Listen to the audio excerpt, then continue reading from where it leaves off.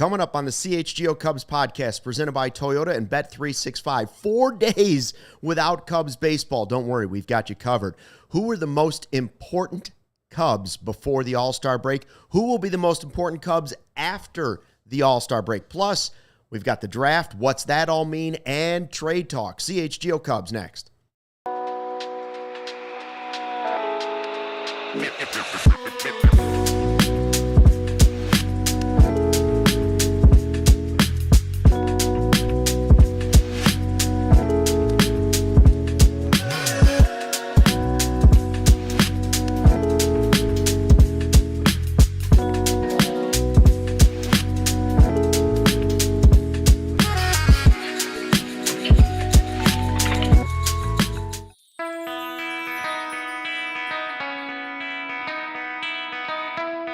Hey, Chicago, what do you say? This is the CHGO Cubs podcast, driven by Toyota. Let's go places and Bet365. Whatever the moment, it's never ordinary. Use the code CHGO365 at sign-up. Cubs won their first road series in more than a month by beating the Yankees, and that let them hold on to that slim one-game lead over the Brewers entering the All-Star break. Some of the Cubs, of course, going to the All-Star break.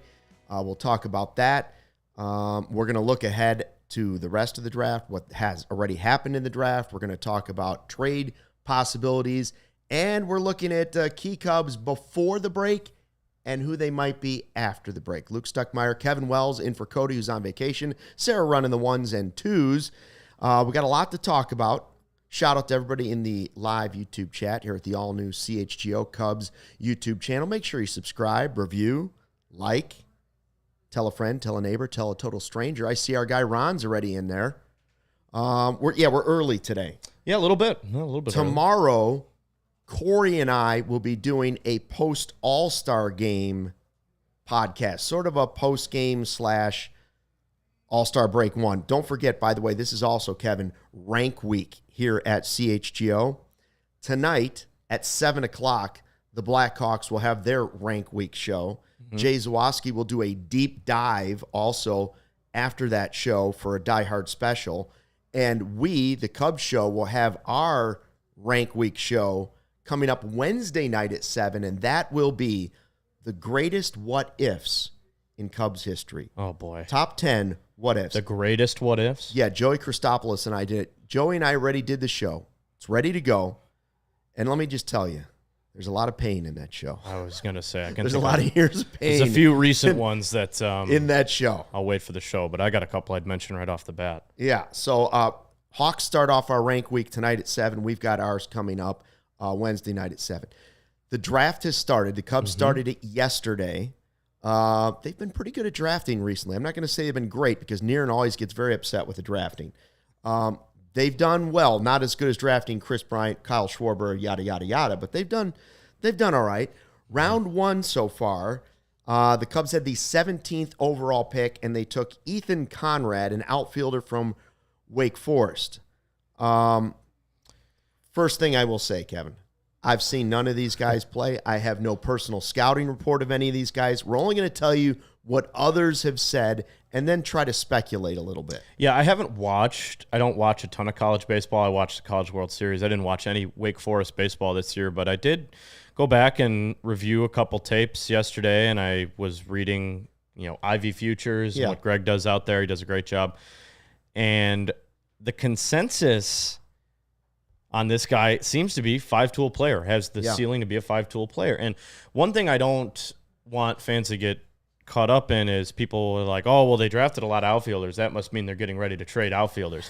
No. You don't draft for need in Major League Baseball, right? You draft best available player and what you're willing to pay on that type of pick, because first-round picks obviously paid more than a fifth-round pick based on assigned slot value that MLB gives them. So, like the first overall pick, I think the slot value for him was like $11 million plus a signing bonus this year. Obviously, the Cubs didn't have the first pick, but 17th, Conrad will make a few $1 million right away. So you want to assign based on age and draft position, and the amount of bonus pool money that you have kind of indicates the types of needs and how much you can afford to pay certain guys. If that makes any sense at all, that's my interpretation of slot value. Well, I also think nowadays you also have to pay a kid enough to convince him to leave college. Also true, yeah. It's a little bit different game. So Ethan Conrad, Dan Kantrovitz, director of scouting and drafting for the Cubs, says you hear about five-tool players. We think he's a five-tool player at a premium position.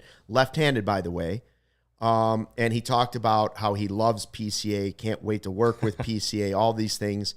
And the five-tool thing, I will just say this. It's like that's the phrase that you hear about him. It's wonderful to hear, but it's also like hearing every player show up at spring training saying they're in the best shape of their lives. I was just about to say, I was like, is he in the best shape of his life too, or what? Yeah, of course he is. He's, in his barely 21.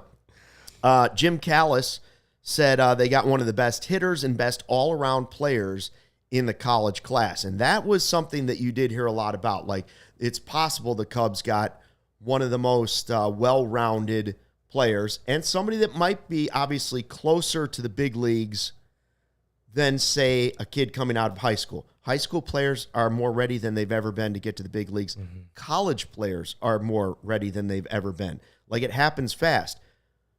I'm not going to say that they're drafting outfielders because two of their first three draft picks are outfielders. I'm not saying they're drafting outfielders because they're going to trade outfielders, but and I do agree that you draft the best player that you think is on the board, but they have always said, even back to Theo, that they still have a strategy, right? Like, there was a time where the Cubs saw, hey, everybody's going for pitching.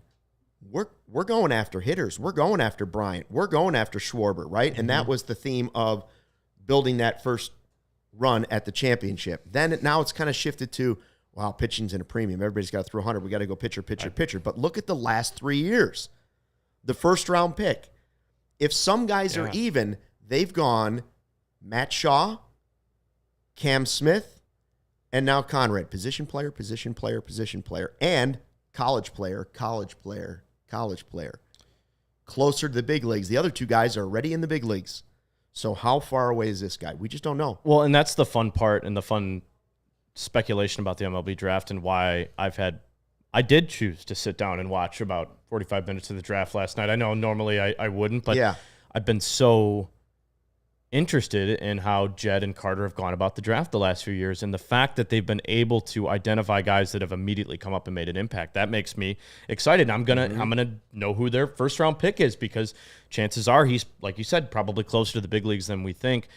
And we are seeing 21-year-olds make their debuts in Major League Baseball. Jackson Churrio's 21, made his debut last year. Jackson Holliday's 21, made his debut 2 years ago. Junior Caminero, who is in the Home Run Derby, he's 21. Jackson Merrill, 21. Cam Smith, 22. Those are the five youngest players in baseball right now.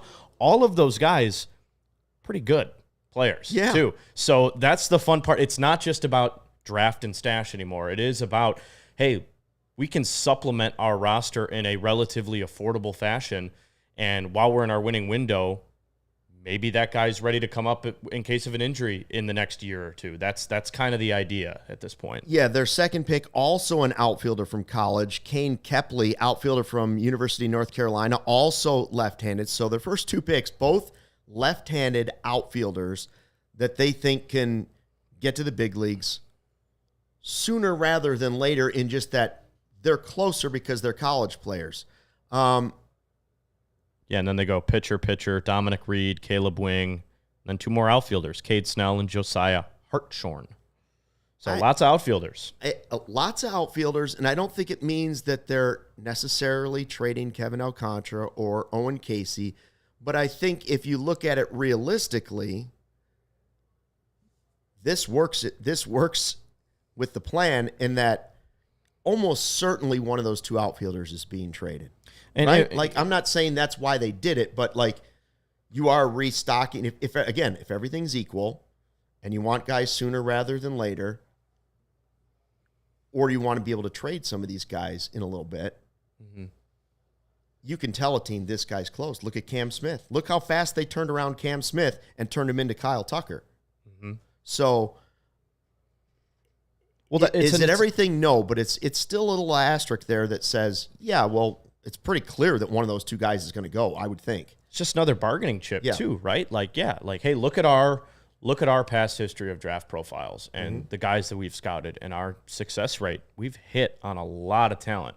The Cubs they've had a top farm system for several years now, and I know that was the result of, trades and gutting the core and having a couple of rough years there, but they're having a good year this year, and the farm system is still favorable. Yeah. It's not top 3, 4 in baseball, but it's still top 10 in baseball, and it's a good farm system. So anytime you can add more appealing players with the background that your GM and your president of baseball operations has shown and your scouting has shown, like anytime you can add a player with here's the proof in our pudding in our scouting model, like that's an attractive quality in a trade.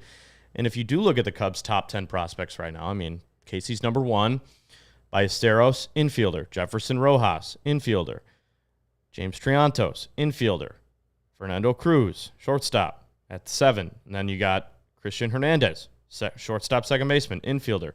They have, I believe, 1, 2, 3, 4, 5, 6 of their top 10 prospects are infielders.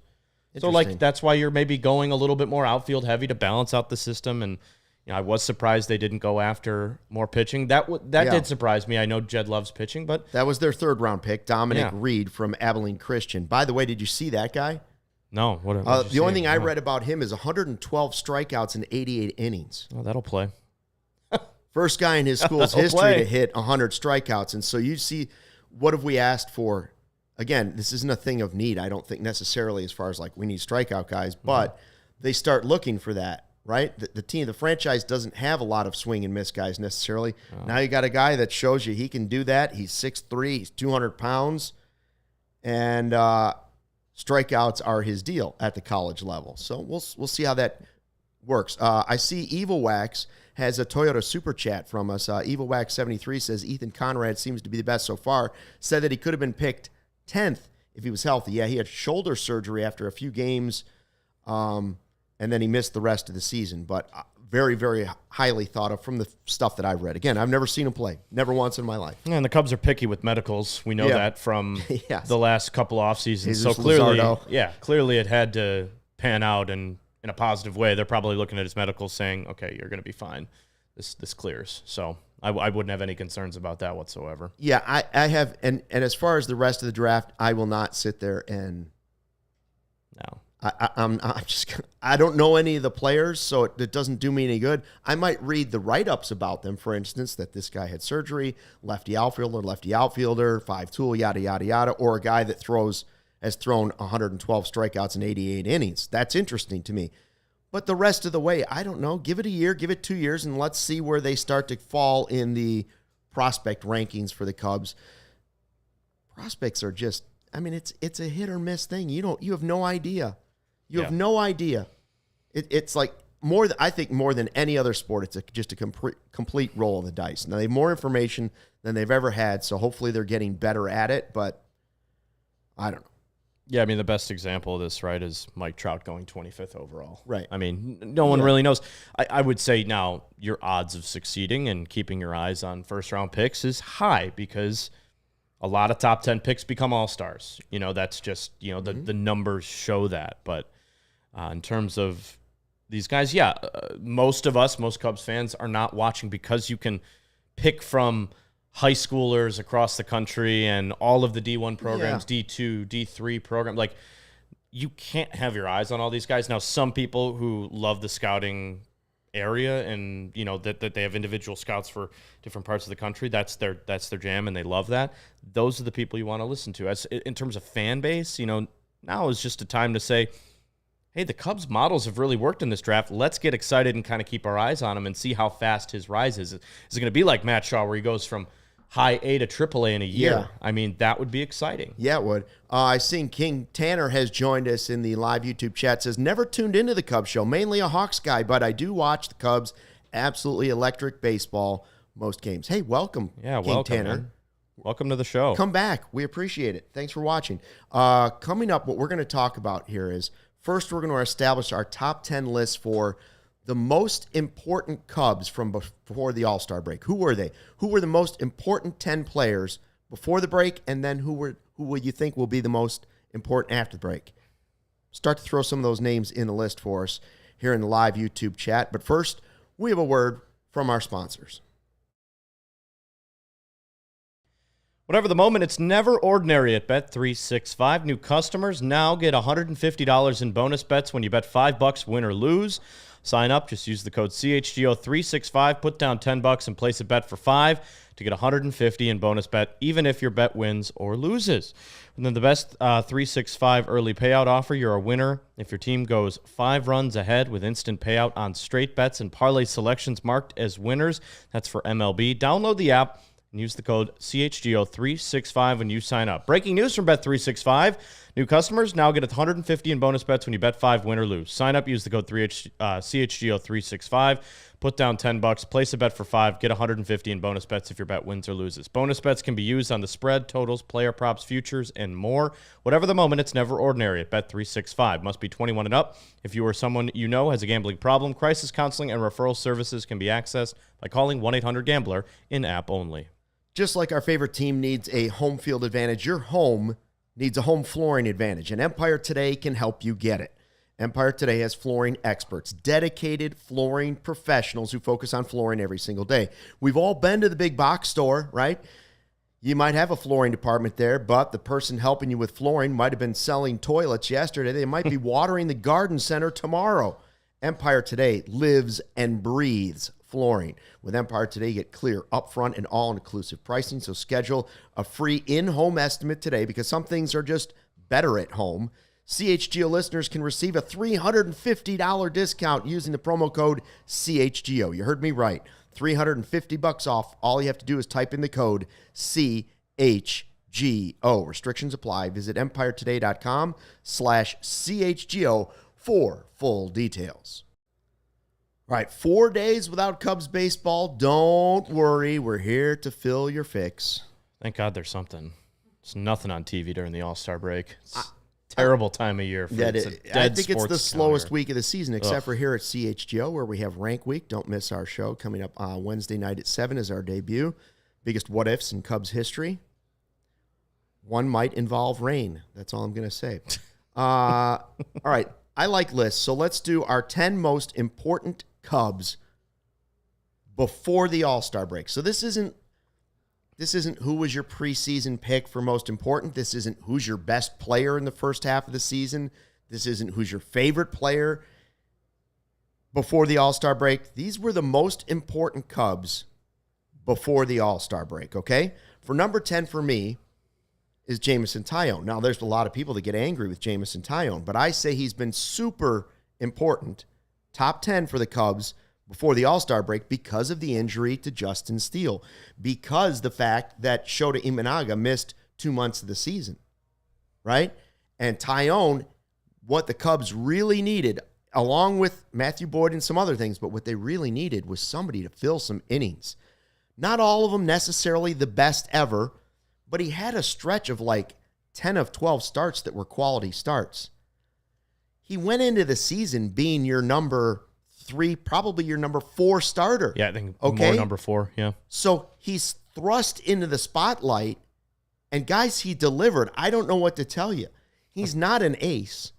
They weren't expecting him to be an ace. They were expecting him to be the number 4 starter, and he gave you quality starts and did what he needed to do. For me, Jameson Taillon was number 10.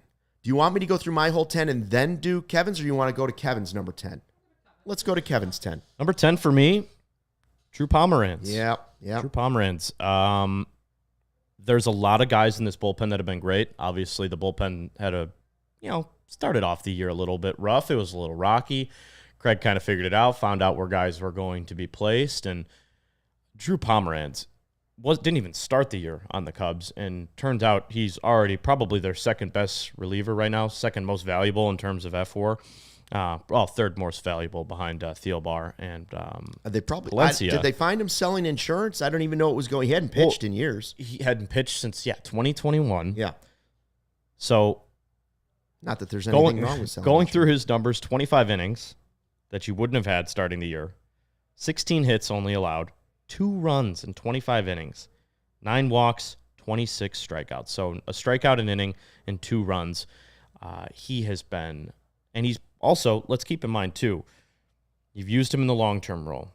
You used him in late innings. You've used him in low leverage. You've used him as an opener. Yeah. And he's crushed it in every assignment that he's been given this year. Drew Pomeranz, clearly the Cubs' second most valuable reliever, in my opinion. All right, for me, number 9, most important Cubs from before the All-Star break. I've got Nico Hoerner at number 9. Not that you didn't have expectations for Nico Hoerner, but the guy was coming off surgery. Yeah, Nico's been excellent. Nico didn't even travel to Japan. He virtually had no spring training. And he came in, and while the power took a long time to show up, and I'm not going to say it even necessarily showed up, but he hit a couple home runs. But the point is, he's one of the best hitters in baseball with runners in scoring position.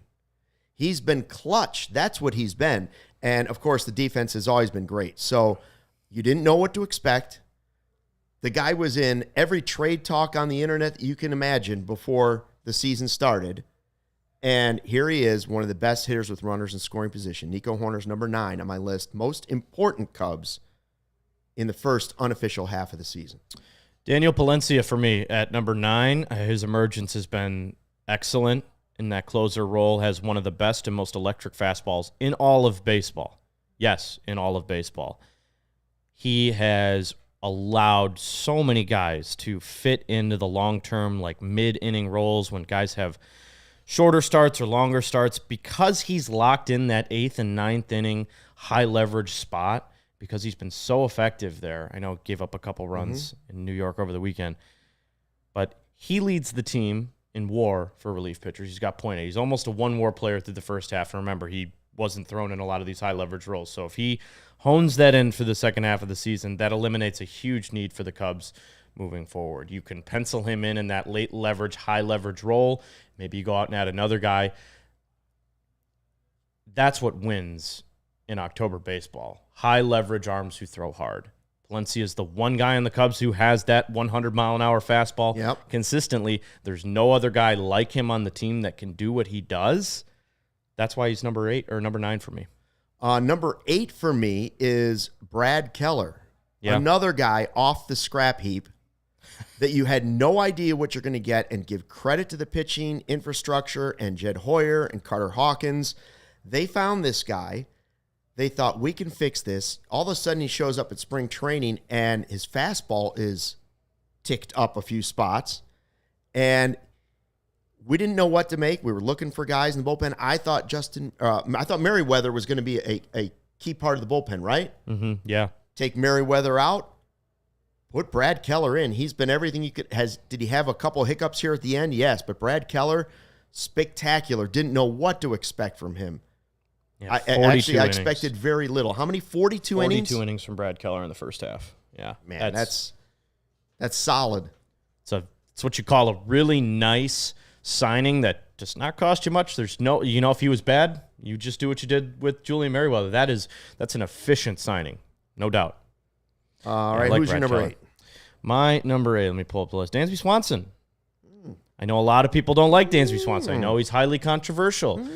I also know he's on pace to set a career high in home runs. Yeah, he's got 16. I like Dansby Swanson. We know. I like Dansby Swanson a lot. I know that the bat has struggled over the last couple of weeks. I know the high leverage bat has not been there, but that doesn't tell the whole story of Dansby Swanson, man.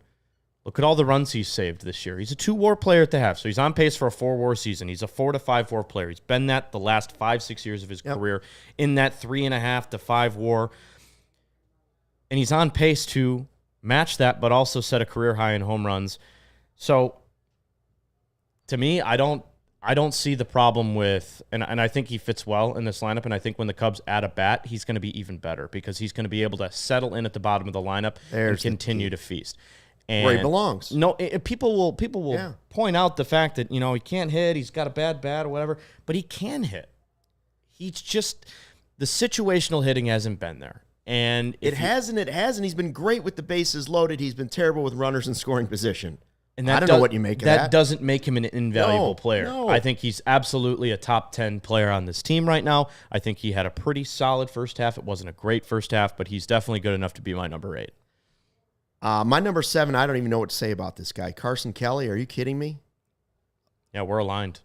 Right? Like the home runs, we didn't know what to make of the catcher position, and then Miguel Amaya got hurt. And what makes him, his production alone has made him one of the most important players and surprises as well in the first half unofficially of the season. But what makes him extra important is what happened to Miguel Amaya. Miguel Amaya goes down, and Carson Kelly all of a sudden is your number one catcher. And guys, he's been great. Mm-hmm. So he's easily number 7 on my list. We're actually aligned. Carson Kelly's also my number 7. Oh, look at that. Carson Kelly's been outstanding. Outstanding signing. Even if he's bad next year, I believe he's got like a club, I think it was a 2-year deal. Yeah, I think so. Doesn't matter. He's already outplayed his contract. He's been outstanding for the Cubs, hitting home runs, multi-homer games, the power, the slug. Carson Kelly game. Extra base hits. And you hear every pitcher kind of say, yeah, man, Carson Kelly's really set me up for success. Carson Kelly's been with a lot of big pitchers in Arizona. He's pitched with a lot of guys over his career. Detroit, too. So, I think catching goes beyond the realm of just being able to hit the baseball, right? Because that's the first thing we see as fans, and it's easy to get caught up in, this guy the catching position always struggles. These guys can't hit. But it's about their ability to call games, too, and we're not up there on the mounds. We have to take what the pitchers tell us in general of how this guy adds value to games. Yep. Carson Kelly's added a ton of value to this Cubs team, offensively, defensively, and I'm sure clubhouse as well. So, yeah, easily number 7 for me. 12 homers. Number 6 for me, Michael Busch. Could have been an all-star. 19 home runs. Here's another guy. Just the 19 home runs alone and the nice defense over at first base is enough to make him one of the most important players of the first half. But what I love about what Busch brings to the team is steady progress. Yeah, no doubt. They've asked him to get better.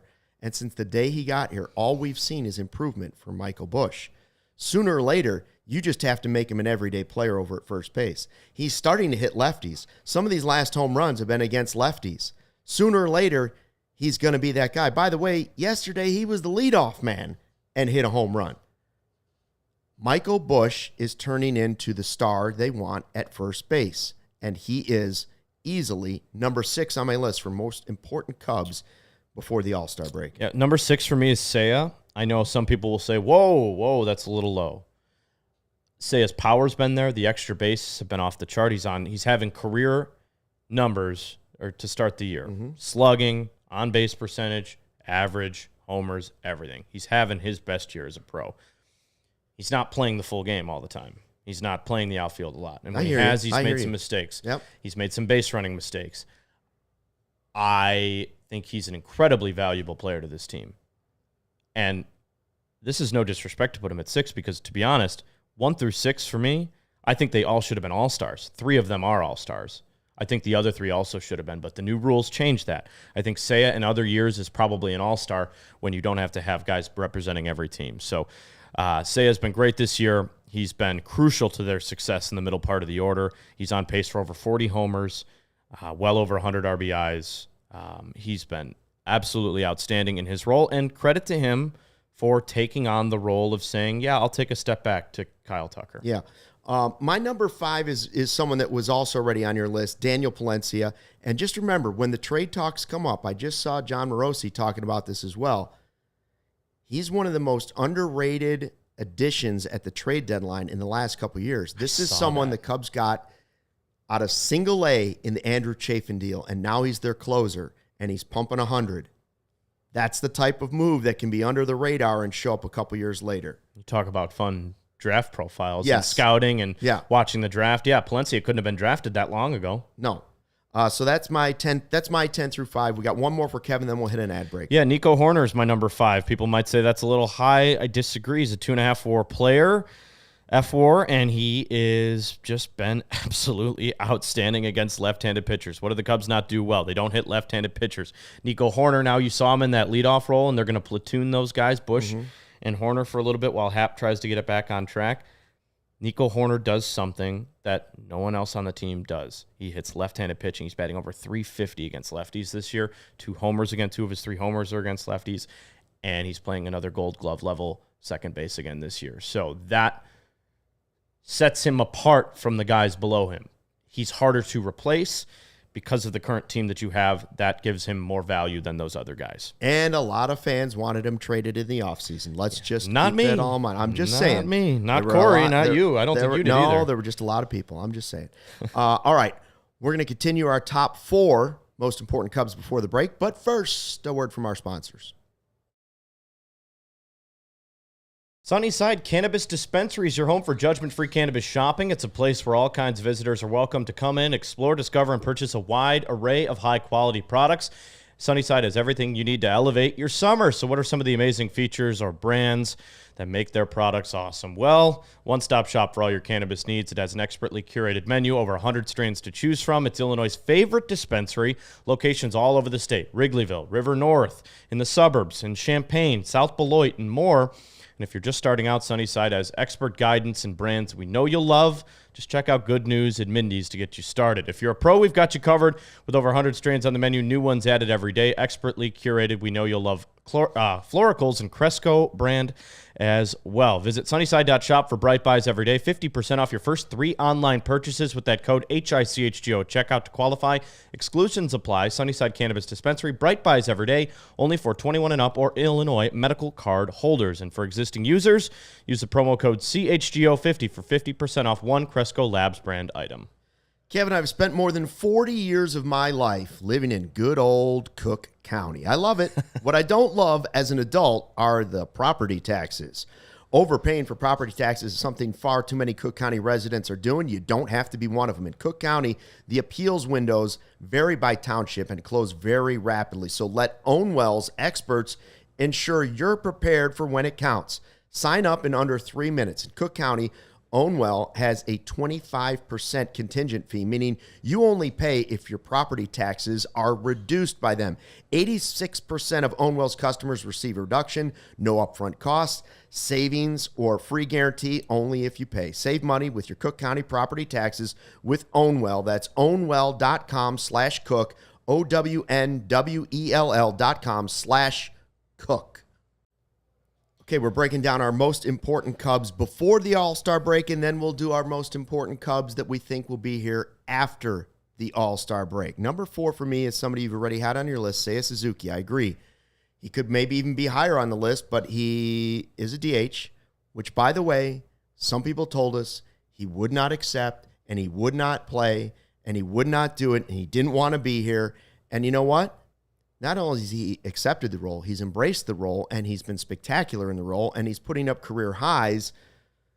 The only other thing that makes me knock him out of like the top 3 is the fact that some of it probably has to do with Kyle Tucker being there right in the lineup with him, which is a good thing. Not his fault.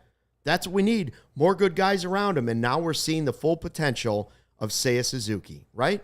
This is helping open up the full potential of Seiya Suzuki, that and being healthy. So he's my number 4. Yeah, I love Seiya there. My number 4 is Michael Busch, and Michael Busch could have easily been number 1 on my list. Any of my next 4 could have been number 1. Me too.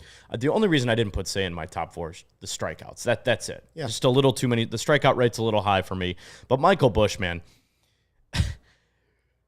talk about a guy who gets lost in the vines amidst a team of stars. This guy finished the first half as a top 5 hitter in baseball. I know. Top 5 in OPS. They put it up in the broadcast yesterday, and you're like, wow. Top 5 in OPS with the likes of, I don't know, Cal Raleigh, Aaron Judge, Shohei Ohtani, and Eugenio Suarez and Schwarber. Yeah. I mean, come on. Just look at some of these names on here. He almost has 1,000 OPS this year. And now granted, there isn't a huge sample size there because he was only playing against righties for a while there. So the at-bats are a little bit fewer. But with that, the walk rate, he still has more walks than Seiya and fewer at-bats. And he's got a strikeout rate about 5% less. And his OPS right now sitting at a nice 925. Michael Busch has been outstanding. The glove can be a little bit better.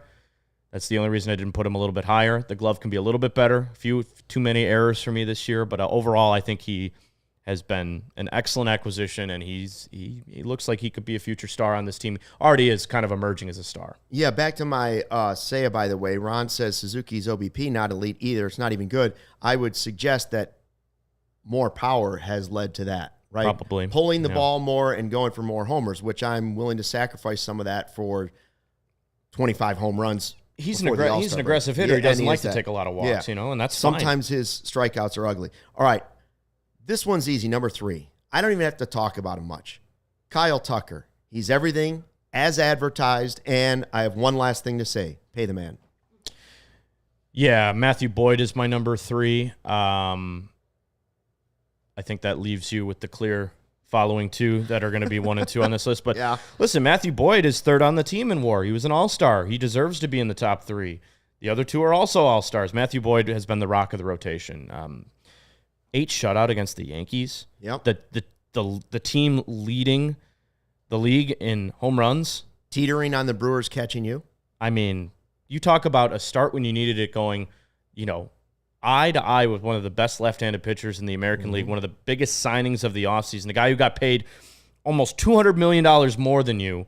You outduel him, and you give your team a win. I mean, that just encapsulates the type of first half that we saw from Matthew Boyd. Easily number 3, could have been number 1 if the Cubs didn't have 2 stars sitting ahead of him. In a second, I'll tell you why Matthew Boyd is my number 1, but first, my number 2 is Pete Crow-Armstrong. I mean, it's pretty obvious why he's been one of the most important Cubs before the All-Star break, and that is breakout season. Yeah. And you only your sample size was 2 months of good baseball at the end of last year. That was your sample size going into this. Your sample size now tells you, just since the leading up to the All-Star break, this guy could be an MVP runner-up or winner or in the race like every year if he's playing like this. No kidding. Nobody saw the power like this coming. Nobody saw it. Not even Jed Hoyer. Nobody. Jed Hoyer was talking on podcasts. Nobody saw it. He goes, I can't believe he's hitting the way he is. Yeah, it's completely changed everything for the Cubs. So Pete Crow-Armstrong, that's not even difficult. He's obviously one of the most important Cubs before the All-Star break. Yeah, not a question. He's my number 1. But Kyle Tucker, number 2 for me. I think Kyle Tucker is the best athlete in Chicago. I think you need to pay him. Up until this weekend, Luke, this is one of my favorite hitting statistics. You can talk homers, you can talk OBP, you can talk WOBA, you can talk all these stats. Mm-hmm. You want to talk nitty-gritty, old-school baseball. Kyle Tucker had fewer strikeouts than walks up until this weekend. And he's done that in his career before. He ended a year with fewer strikeouts than walks, and now he's sitting at 60 apiece. Struck out a few times this weekend, but he's an MVP player. He's top 5 in MVP right now, one of the top players in the NL in WAR. And the thing about Kyle Tucker is he's an amplifier. He's a lineup amplifier. Teams are going to circle him, and if he's on base for guys and hitting ahead of guys, you can't pitch around him. You got to pitch to him with where he is in the lineup. Yep. That's what's led to the Cubs' offensive explosion this year because he's sitting smack dab in the middle. So, hey, if we pitch around this guy, there's 2 other guys sitting right behind him, so we got to pitch to him. And when you pitch to Kyle Tucker, he usually doesn't miss in the zone. Yeah. He's an excellent baseball player. And, again, I would have been my number 1 preseason if it wasn't for Mr. Pete. Signed a man. All right. My number 1 is Matthew Boyd. And the reason it's Matthew Boyd is out of necessity. What he has done is pitch like an all-star. Spectacular. That makes him one of the best Cubs in the first half, unofficial first half of the season before the break, right? That makes him one of the best. What makes him the most important Cub before the All-Star break is Justin Steele being down for the year. Your number 1 is out. Your number 2, Shota, missed 2 months of the season. Somebody had to step up and be the ace, and this guy grabbed it by the horns and won the rodeo out of nowhere. And don't forget, also you had Javier Assad, the ass man, still hasn't thrown a pitch yet this season for the Cubs. Do you know what I've just described to you? I've just described to you 3 of your 5 starters either out for the season, having not thrown a pitch, or missing 2 months of the season. They desperately needed somebody to be the ace of the staff and the horse.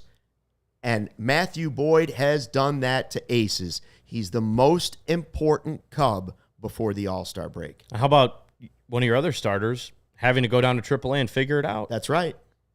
I mean, the Cubs have been riddled with holes. in the starting rotation. Yeah. Matthew Boyd easily could be my number 1, too. Oh, yeah. Easily. He's third on the team in WAR as a pitcher with all these great hitters. He's a 2.7 WAR pitcher this year. I know. That's one of the best in the league.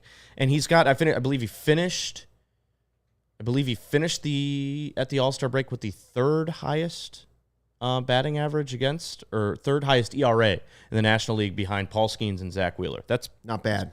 No, Good company. it's pretty good company. My number 1, Pete Crow-Armstrong, I don't think I need to really explain why. Leads the National League in WAR. He's been the most valuable player in the National League. I think if the season ended today, he would win NL MVP. I don't say that lightly. I genuinely think he has been more valuable to his team than Shohei Ohtani has been to the Dodgers to this point. That's not saying that Pete's a better player than Shohei Ohtani. He is not. But to this point in the season, in terms of value, and with Pete doing what he does and the 5-star catches, having 3 or 4 times the amount of 5-star catches as anybody in baseball, and starting the NL being in line for a platinum glove, everyone talking about him as the best defensive player of all positions in Major League Baseball, and you add 25 home runs to that, and a 5-WAR player, 4.9 now, dipped a little bit. Yeah, man, Pete's number 1. He is so important to this team. And it just, testament to Jed for finding him in this trade. He has been exciting, important, and they're going to need to find ways to maximize this team at the trade deadline because of him and because of Kyle Tucker. Those are the 2 at the top of my list for that reason. Those are your anchors. That's the reason why the Cubs are competing at such a high level this year. That's the reason they're in first place, and the reason that they're all in at this deadline. Every reporter and the national guys are saying the Cubs are all in because they recognize the type of year that Pete's having. This might not happen next year. He's having a year that only... Might not have Kyle Tucker either. Right, and there's only been a couple players in Major League Baseball that have put up the numbers that Pete has in the history of the game through the first half. So he's far and away the best player on the team through the first half, far and away my most important and my number 1. I cannot wait to see what he does in the second half. And I can't argue against that either because the jump has been so spectacular that it has carried the Cubs. Yeah. He has carried the Cubs. All right, we're going to do our 10 most important players after the break. We'll start that list now. I don't want to spend as long doing this because I still want to do some trade talk stuff before the end of the podcast. So let's start at the bottom. Michael Busch. Why would Michael Busch be one of the 10 most important players after the All-Star break? Because he needs to keep doing it. It needs to continue because what you said, we both had him in our most important before the break. We need to see that continue because he's that critical. That position is that critical, right? And he has been healthy. Knock on wood. That's something the Cubs have had for their position players. So Busch, I like to put in at 10. Is that all right with you? I like Busch. I like your list a lot, and I'm going to pretty much copy it word for word. I like Busch at 10, and if Michael Busch is their 10th most important player after the break, they're probably hosting the Commissioner's Trophy. Oh, I like that.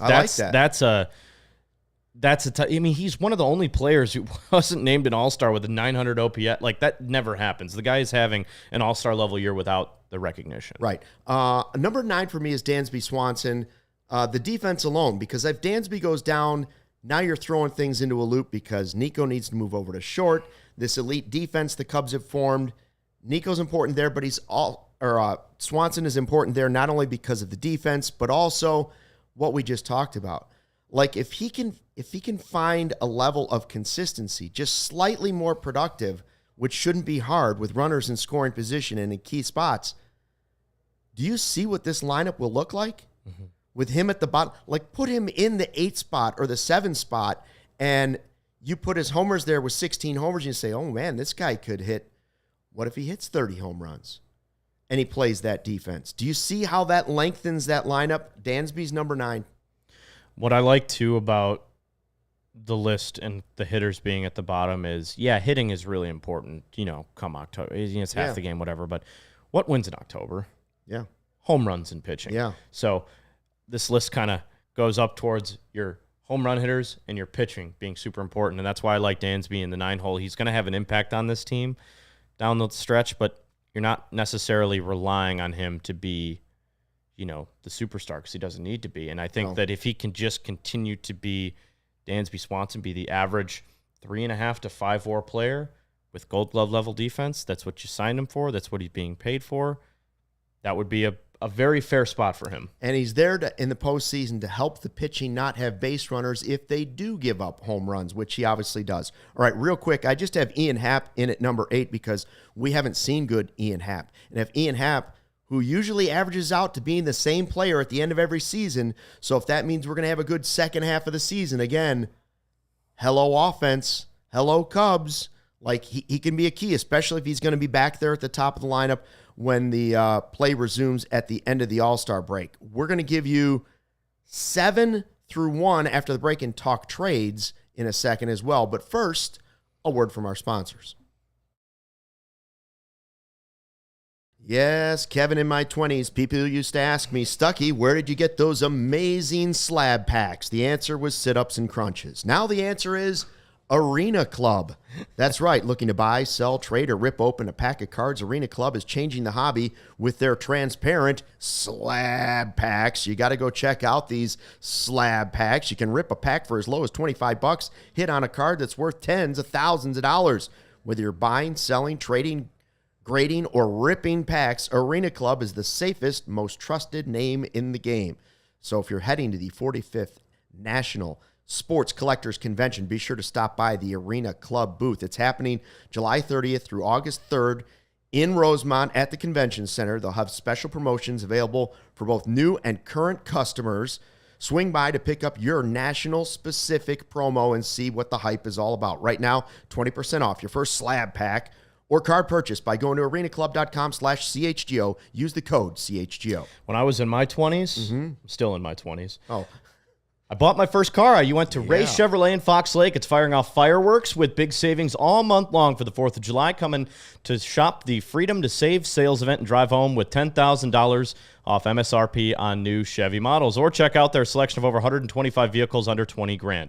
As one of the top-selling Chevy dealers in the Midwest, they're able to keep their prices competitive, so you know you're getting a great deal. Plus, Ray's Price Promise lets you shop confidently because the price you see is the price you pay. Just go see for yourself. Visit our partner at their convenient location right off Route 12 in Fox Lake. You know where it's at. And don't miss out on their Freedom to Save sales event going on all month long for $10,000 off MSRP on new Chevy models. Shop Ray Chevy in Fox Lake or raychevrolet.com. that's your neck of the woods up there. It's a good spot. Grandparents live right over there, baby. We love you, Ray.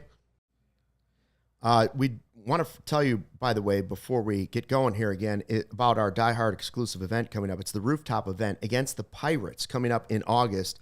It's all you can eat, all you can drink, Die Hards only right now. That's who it's available to. 10 a.m. on August 15th, we'll meet at Murphy's Bleachers. Then we'll head over to the rooftop left field right next to the firehouse. It's the last one not owned by the Ricketts family, and it's a good time. The food's great. It's a great view, great vibes. We want to hang out with our diehards. And by the way, speaking of diehards, great time to be a diehard because we've added Adam Johns to our team over on the Bears beat, and he's putting out great stuff already, and training camp hasn't even started. And a lot of his stuff will be diehard exclusive. 2 weeks till training camp, right, for Bears? Close, man. It's right here. It's right here. Yeah, that Die Hard event's going to be cool. I think I might try to come to that one. Sitting up in the – I've never actually sat up in the rooftop for a game, but I've been up there before. Yeah. When the Cubs were playing the Brewers opening the year during COVID, they wouldn't allow reporters to go into the stands, so I covered it from up there. Yeah. And it was kind of neat. You can see the whole game. It's Yeah. a nice view, and it's a bargain price. I've been there. It's more casual viewing, but it's still watching the Cubs game live. And if the weather gets bad, it's a great place to hang out, right? Yeah. Like some of those hot days, it's just, into the air conditioning for a few. All right, 10 most important Cubs Let's get back to after this. the All-Star break. I've got Matthew Boyd at number 7 because we haven't seen the consistent health for him. We just talked about how great he has been and why he was number 1 for me. I saw that Ron said on the live YouTube chat here at the all-new CHGO Cubs YouTube channel, he said, hey, he could be Cy Young if Wheeler has a hiccup. Like, that's right. Matthew Boyd could be in the Cy Young conversation if this second half is the same as the first half. Keep an eye on that. So that's why I've got Boyd number 7. Number 6 for me is a third baseman. This guy might not be on the team yet. Yeah, He might not be on the team yet. It could be Matt Shaw, sure. Insert Matt Shaw if he has some spectacular second half and all of a sudden the light goes on and he's that guy. Or it could be Eugenio Suarez And what would that add to the Cubs lineup? Finding their third baseman for the second half. That player, I think, will be one of the most important Cubs in the second half of the season. Yeah, no doubt. I think that has to be top 5, close to it. I mean, it's got to be up there.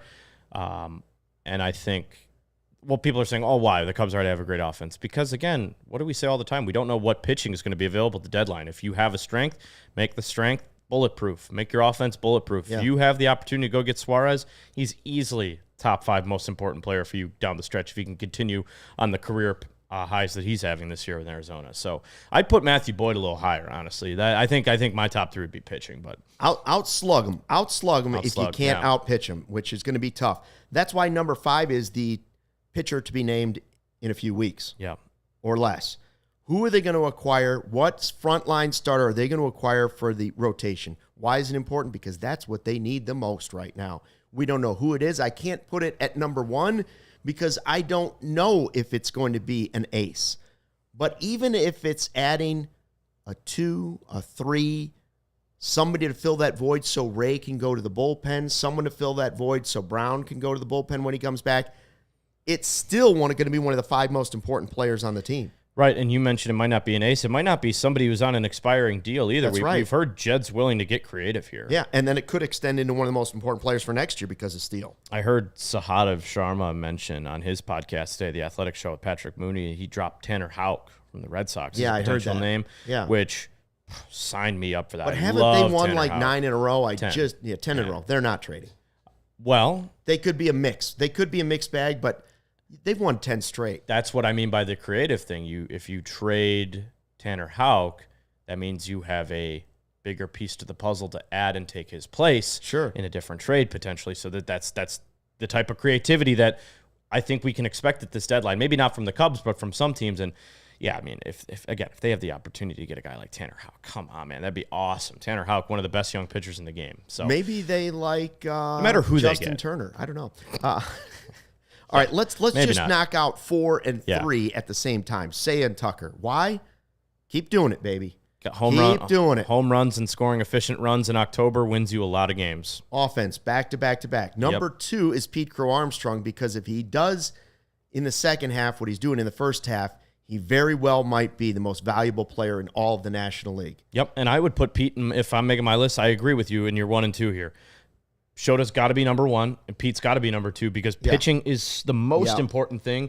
Hitting and affecting and playing defense is secondary to pitching. Pitching determines all when you're going to try and raise the trophy. Shota should be fresh. Yep. He should be their co-ace along with Boyd, and hopefully they add one more, and now you have yourself a really well-rounded team. That's why Shota Imanaga is my most important Cub for after the All-Star break, because they need the guy who's been there, done that, and it will be their freshest arm for the second half of the season. Good list. Solid list. Let's do some quick trade targets. We got like 6 minutes left, all right? Okay. You mentioned a name that was heard that I liked. I do agree with that. We mentioned Eugenio Suarez.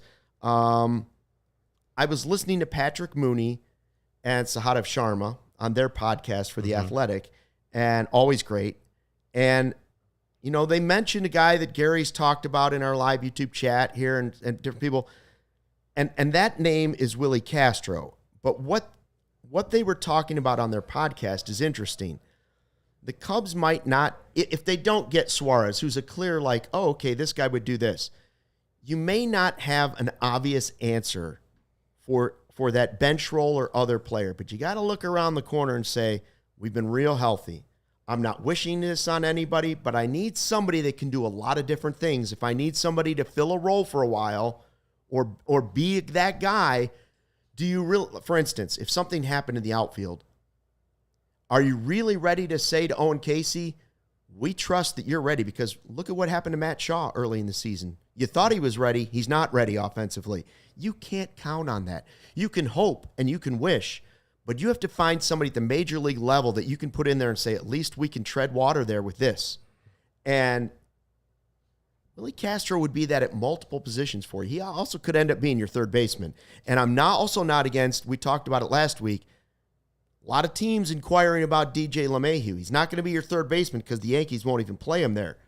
But DJ LeMahieu would give you a backup at DH. He'd give you a backup at second. And he'd give you a bat. And frankly, would you feel better about him than you would Birdie or Brujan or Turner? The answer is yes. Yeah, the back of the baseball card makes that answer yes. I would tend to agree. I think that they pitching. But at the same time, yeah, you don't have a bench right now. You're probably going to need to get creative, and you're going to go out and probably have to DFA Vidal Brujan, probably going to DFA John Birdie. And we've said why.